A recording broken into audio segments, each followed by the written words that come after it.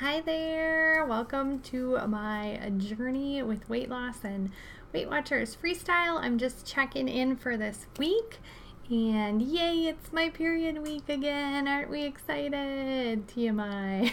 That always means that there's less weight loss, which is such a bummer, but this week I went out to eat with my mom and her husband for their 13th wedding anniversary, and we went to Red Lobster, and I scoped out the menu beforehand and got like one of the lower point things on there, but they're little tiny salad with dressing and shrimp scampi and mashed potato. I forget, it ended up being like 21 points for one meal.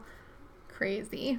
I felt like my plate was like so small compared to everyone else's, so I can't even imagine what the points would have been if I would have just ordered whatever the heck I wanted. But I tried to be conservative, and it was still that many points. So anyway, I used up all my weekly points and all my daily points. I did have like 4 days of my blue dots, and so I still was within the range. I didn't go over or anything, but just, that eating out always makes it a little hard where you're using up your weeklies. But I lost 0.6 pounds this week, so still a loss, still really happy with that.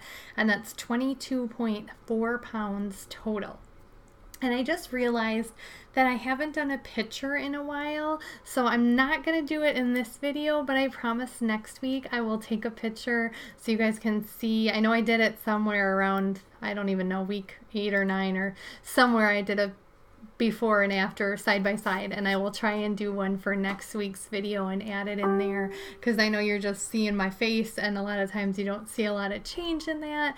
But I'm 22.4 pounds, so getting close to 25, and really excited about that, and still enjoying the program and loving it. Don't really have much else to share, but just wanted to give you guys an update. So like this video, subscribe to my channel, check out my other videos. I have tons of stuff on natural health, essential oils, natural health products, going toxin free, and all that stuff, because I really love helping people do that.